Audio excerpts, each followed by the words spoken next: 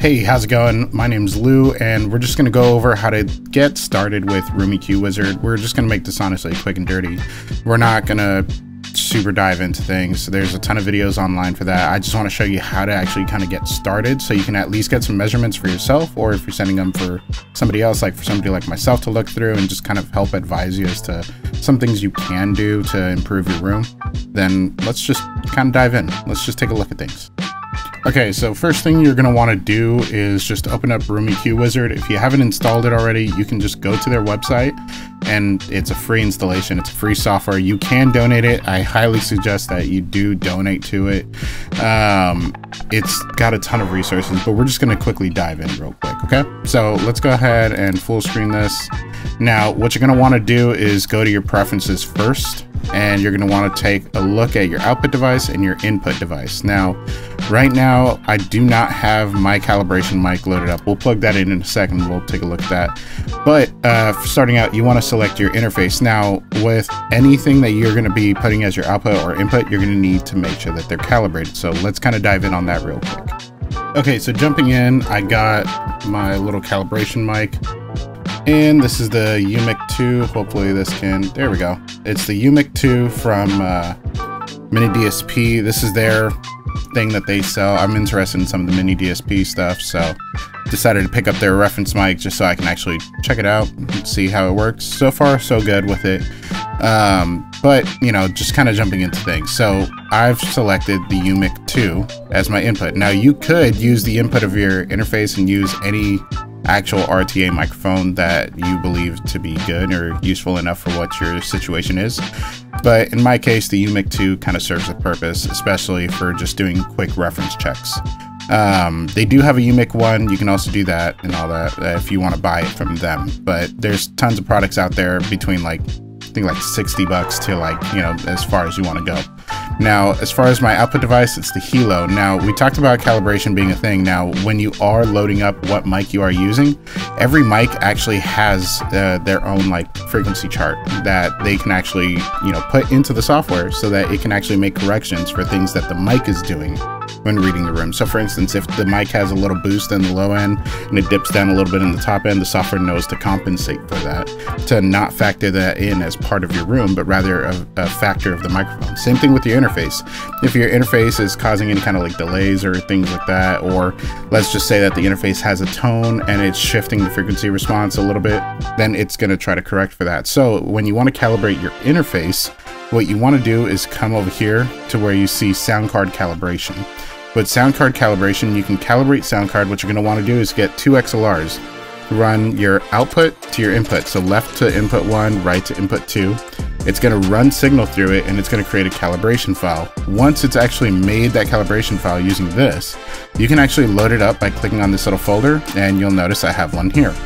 So now that I have that loaded up, you just want to make sure that whatever your sample rate is, that you're actually matching it. Because if you're loading up a 48 to 96 or a 44.1 to 96, it's going to create some errors, and you just want to avoid that. Now, the next thing you want to do is look at your input. Once again, I've chosen the UMIC 2. And you can actually load the calibration files for that microphone here on Cal Files. You can see right here, you can create different files for your Hilo. But right here, here's UMIC 2, my serial number, regular.txt. Now, you don't want to use my serial number and get the download file and stuff like that, because chances are yours is not even going to come close to mine. Not even in a quality sense, just they're not going to be measured the same, which means you're not going to get the right representations of your room. But once you have your calibrations down, at the very least, we can kind of get started just getting a rough measure. Okay, so once again, keep in mind, we're keeping this raw and dirty. I'm not trying to do any over editing. I'm not trying to be the smartest guy in the room. I'm just trying to show you how to get set up. So what we're going to do is we're going to go over, we're going to go ahead and click measure. We're going to call this whatever you want to call it. You can call it butt plug for all I care. But now, whenever you do that, it's going to start renaming everything as left butt plug, right butt plug. So have fun with it, call it what you want, be professional about it if you're trying to be professional about it. But right now, I just don't care. Now, once we've got everything, you want to make sure the mic is ready. You put it on a stand to try to keep it consistent between your left and right. Try to make sure your measurements are right by keeping an equal distance between the two.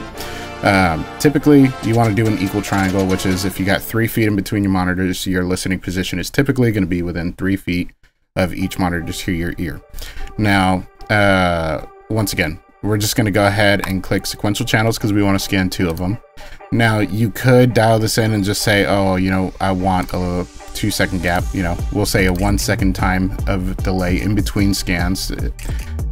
I don't know if you would ever need so many delays. You really don't, especially if it's on a stand. Don't worry about it. But you're going to just want to check levels. You're going to want to make sure that you're averaging between like 75, 85, somewhere around there. I like to do it at 80, but let's check it out.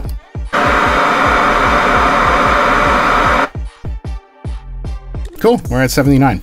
That's good enough. Remember, we're quick and dirty. So we're just going to go ahead and click start at this point.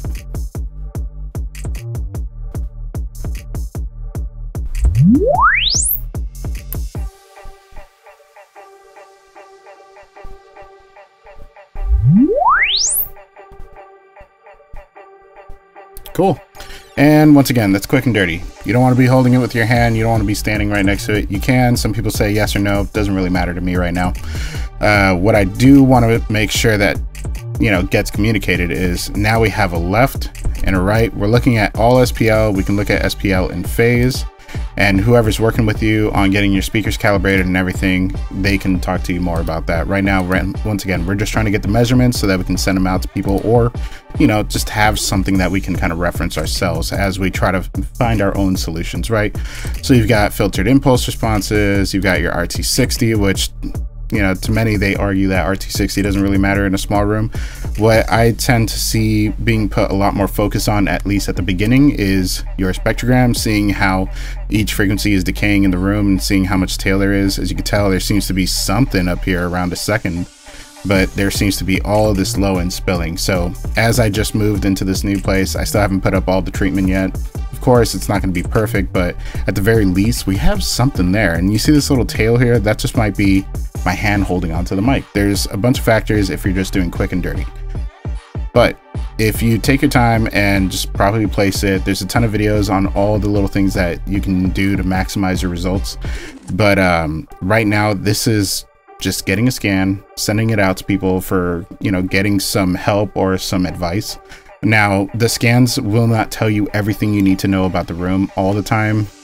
Sometimes it can give you a really good representation of what's going on, but make sure you include like photos and videos and stuff like that about your room. Now, let's say that you want to save all of this. You can actually save it as a group and call it, once again, we're going to call this the butt plug group. Boom. Save that somewhere where you're going to remember it. Butt plug group, the most sus thing in my drive. And I can't even spell butt right, huh? Cool. Now we got all of that saved. When you actually go to send this to somebody, just send them that file and they'll be able to load it up. As an example, we'll go here, we'll load up butt plug group, and you'll notice I got the same scans right here and here. And perfect. That's it. That's all it takes. So if you have any questions, I'm sure there's going to be concerns. Just write them in the comments. I'll check to them as soon as I can. But yeah, I'm going to be trying to release more content and everything to help everybody out. But I'm also going to be trying to make it quick and dirty and as honestly me as possible. I don't want to overproduce anything for you guys. And that way we can just get to it, whatever it may be the video about. So once again, thanks. This is all you need to send people whenever you're getting started. If they require more, they can show you how to get more that they require, but typically this is the best starting point you can give somebody. So I'll talk to you, some of y'all, soon in the comments. DM me on Instagram if you want, at Mastered by Lou, and I'll see you guys on the next one.